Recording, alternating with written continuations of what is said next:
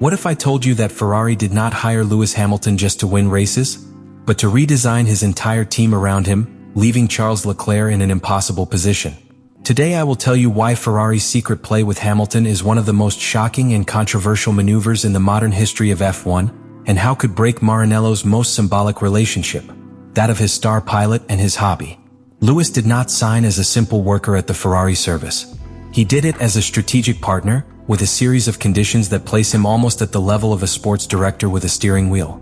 As revealed by the Gazzetta dello Sport, his contract gives him the power to extend his link with the Scuderia unilaterally until 2027, which means that not even sports performance or his absence is sufficient for Ferrari to decide whether or not to continue with him. In an environment as relentless as Formula One, where the results dictate everyone's destiny, this privilege radically changes the rules of the game. But this is just the tip of the iceberg. The contract also includes very specific technical commitments. Ferrari must give Hamilton a competitive power unit in 2026, aligned with the new engine's regulations. This promise is not symbolic. It is documented.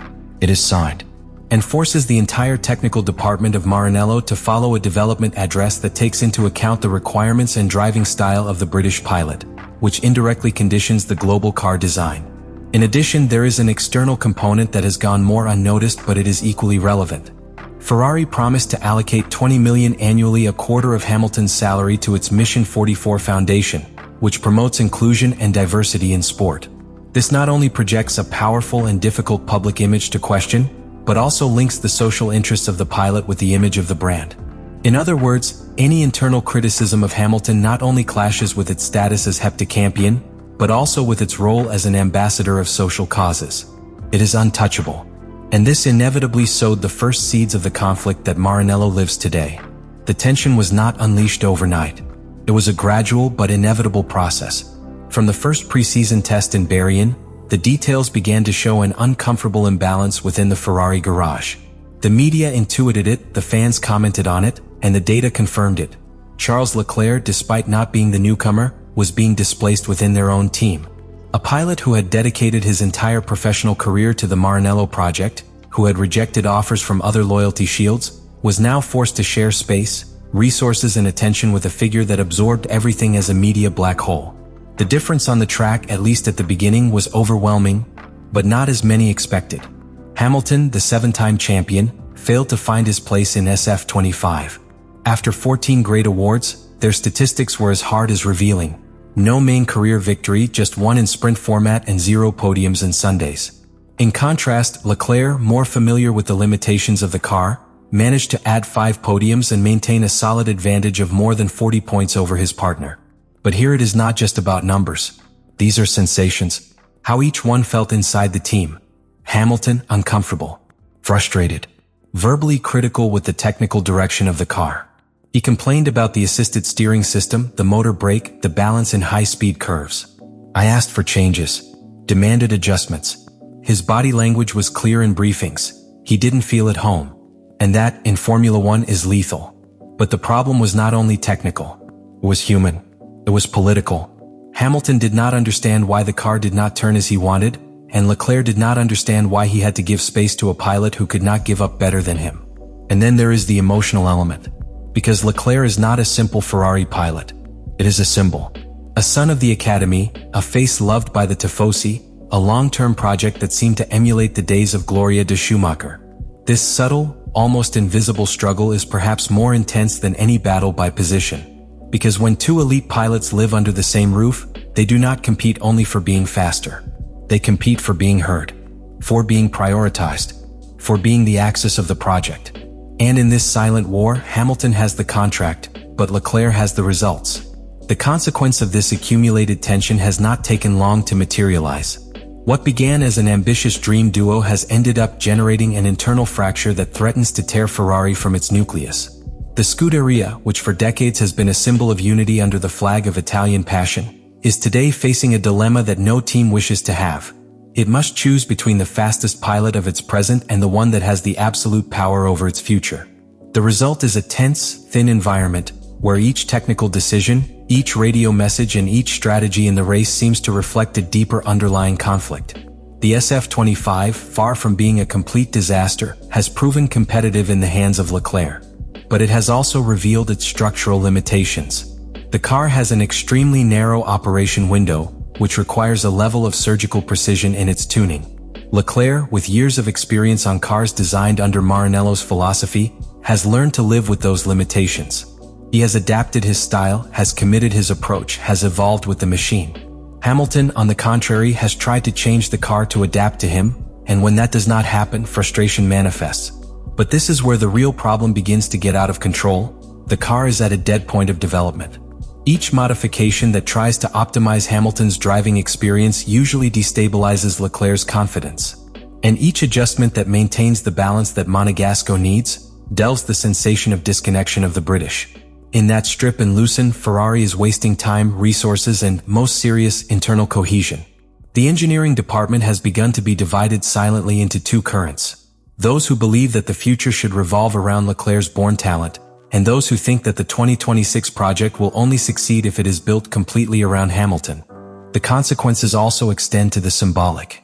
Ferrari has always been a deeply emotional team, where decisions are not only made with data, but with narrative.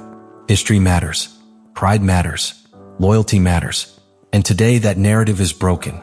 The tifosi, who for years chanted the name of Leclerc as the savior of the team, begin to divide. Some embrace Hamilton's illusion as the messiah that will return Ferrari to the championship. Others see in their presence a direct threat to the Maranello DNA. Social networks, forums, Italian press. Everyone reflects discontent. Internally, there are also worrying signs. Leclerc has begun to look for support beyond paddock. He has gathered privately with Mercedes personnel, has intensified his contacts with McLaren, and has even timidly listened to Aston Martin's proposals. It is not just a possible future exit. It is that Ferrari has opened a door that, once ajar, is very difficult to close. And when the most emblematic pilot of the team begins to question its continuity, the entire project goes at risk. Because a team like Ferrari cannot operate with two opposite souls. He cannot aspire to the title when his two pilots do not row in the same direction. And the most worrying of everything is that, for the first time in many years, the technical direction does not seem to have a clear direction. The signing of Hamilton, who had to bring order, experience, and leadership, has generated an internal noise that has silenced everything else. Instead of inspiring, it is polarizing. Instead of adding, it is fragmenting. And in Formula One, where precision and unit are as important as speed, a divided team does not win championships. He just loses them. Stylish. And with rumble. As Ferrari is doing at this time. This is simply another chapter in the modern history of Formula One. It is a warning. A lesson that is repeated again and again in the history of the great teams. When the power is too concentrated in a figure, the balance is broken. What Ferrari has built with Hamilton is not an alignment, it is a total bet.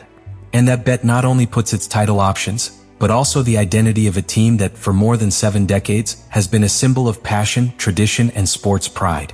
Hamilton's contract, with all its political, media, and structural power, not only conditions the present of the team, he is also molding his future.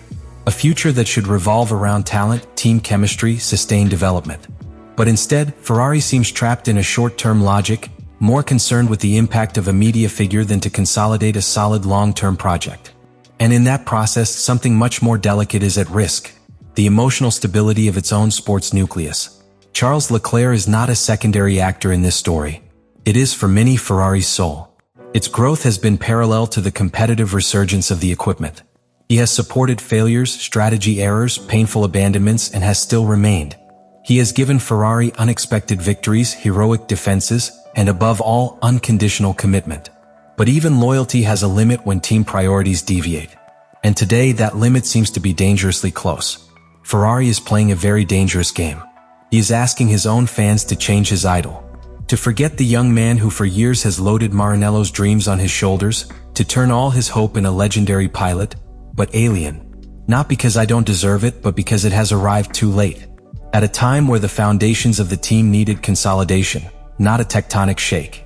And what happens if this bet fails? What will happen if Hamilton fails to adapt to the SF25?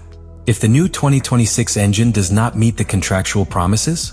If the internal tension continues to climb? Ferrari will be without championship, without unity, and perhaps also without Leclerc. They will have lost much more than races. It will have lost an entire identity generation built with effort, errors, and patience. And that is where the real question arises. It is not if Hamilton was a bad hiring, because it wasn't. He is one of the best pilots of all time. The real question is, can a team support so much weight on a single figure without collapsing inside? Time will say if Ferrari found in Hamilton the leader who was looking for so much, or if he simply sowed the seed of an irreparable division. Because in Formula One, talent wins races, but the unit is the one who wins championships.